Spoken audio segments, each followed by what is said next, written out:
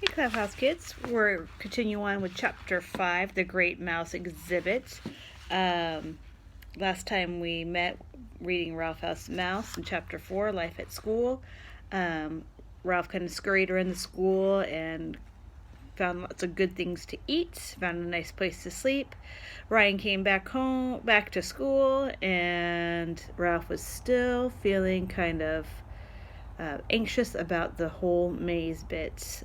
So we're back at school. Ryan had to bring the maze home. What was Ralph's idea? What did he want to do? That's right, he wanted to practice the maze so he wouldn't miss a turn. But Ryan had to bring that maze home because he didn't finish it at school. So here we are on Chapter 5. Also in Chapter 4, there was something really important going to show up Friday at the school. Do you remember what it was? Yep, the newspaper was coming to school to take pictures and interview people. So, about the Great Mouse Exhibit. So, Chapter 5 is called The Great Mouse Exhibit. Ralph spent the rest of the week dreading Friday. The days, in spite of all that went on in Room 5, dragged, but the nights passed more quickly. As soon as the man with the transistor radio and the broom left Room 5, Ralph squeezed out under the door and ran into the next classroom.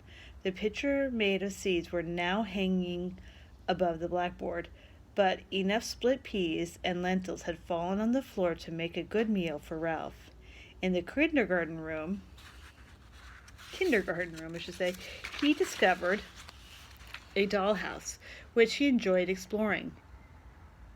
Still, even though it had been mouse-sized bed, it lacked the comfort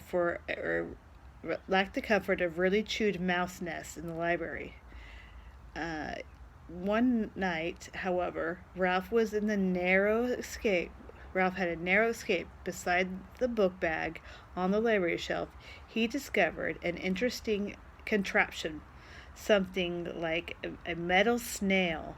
Of course, Ralph had to investigate and found his back stuck to something. He did not know about Scotch tape. The rest of the night he spent trying to free himself. There's Ralph, kind of stuck to the Scotch tape dispenser. When he had almost pulled his back free, his paws were stuck. When his front paws were unstuck, the strange sticky tape trapped his back and paws and tail. Exhausted, Ralph managed to free himself as the first bus rolled up to the school. Wednesday morning, Ryan informed Ralph he could not sleep in his pocket any longer because Ryan's mother said his shirt smelled funny. Once again, Ralph's feelings were hurt. Ryan also said his mother had discovered the tiny peephole Ralph had nipped in his shirt. She would, Ralph said. Ryan defended his mother. Maybe she's fussy, but she's a good housekeeper, and that's why the hotel hired her, which is lucky for us. She really needed the job. Probably all mothers found something to fuss about, Ralph decided. Even though his mother was a poor housekeeper, he wished that Melissa was fussier as he retired to the dark, dirty tunnel of her boot. He missed the lulling lub-dub, but found staying awake in class and paying attention to Miss K much easier. The next day, someone dropped a woolly mitten, and it had made the restful change from the boot. Thursday afternoon, Miss K said, "Ryan, don't forget to bring our guest of honor tomorrow." I won't forget," promised Ryan, as if he didn't know that Ralph was lurking at the back of the room. The next morning, after his usual night of enjoying all the school had to offer a lonely mouse, Ralph stayed awake to groom himself because he wanted to look his best when he was the guest of honor. The members of Room 5 also wanted to look their best for the pictures in the newspaper. They all came to school looking neater than usual. Even Brad was wearing a clean t-shirt. Ryan brought his finished maze to school and placed it on the table at the back of the room, far above Ralph's head. Drat, thought Ralph as he ran up to Ryan's leg in hopes of a glimpse of the test that lay ahead of him. Ryan quickly plopped Ralph into his pocket before he had a chance to look. Just before the last period, when the great mouse exhibit was about to take place, Ryan pulled Ralph out and took him to Miss Kay's. Welcome, Ralph, she said to Ryan. She said, "Put our little guest of honor in the fishbowl on my desk. Then everyone can see him." To Ralph's horror, he found himself placed in the slippery glass bowl. Frantically, he scrambled about, trying to find his way out. When he found that there was no way to escape and no place to hide, he sat quaking with indignation, a wee skillet crowing tremendous beast, just as the poem had said. As the bell for the last period rang, the guests arrived. They were Mr. Tanner, the principal, Miss Seeger, the librarian, Mr. Costa, the custodian, and Room 5's room mom, who brought 26 little bags of popcorn for a treat. The great mouse exhibit was about to begin.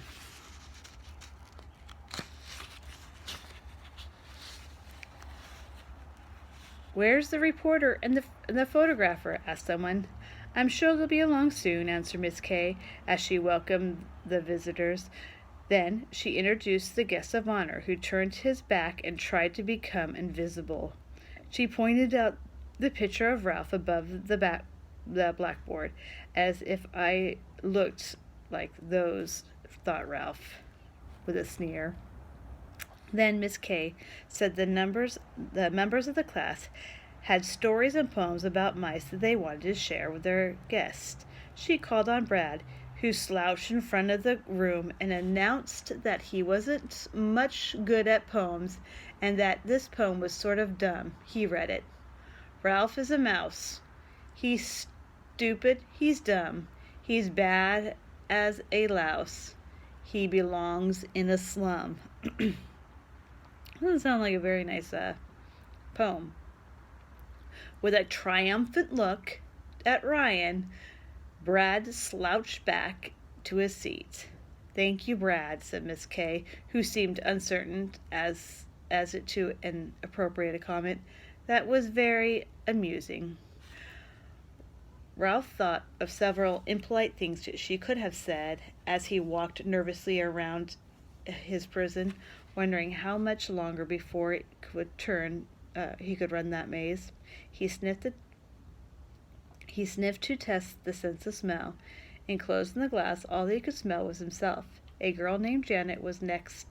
"My poem is a limerick," she told the audience, and read, excuse me. A mouse came to our school. It quickly broke every rule. He got stuck in our paste, for he liked the good taste. So he said, "I'll just sit here and drool." The audience laughed, and Janet flushed with pleasure at her success. Returned to her seat. "That's a lie. I didn't go near Room 5's paste," thought Ralph, as he trotted nervously around the fishbowl to make sure his legs worked.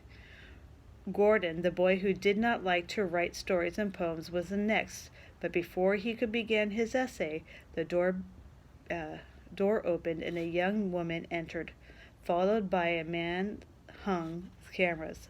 "Sorry to be so late.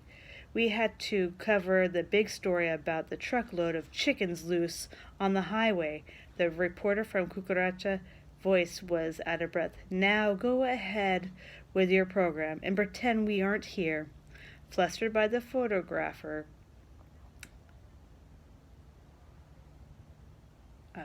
prowling around, adjusting his lens, Gordon began to read. "Mice are rodents. They gnaw things and multiply rapidly.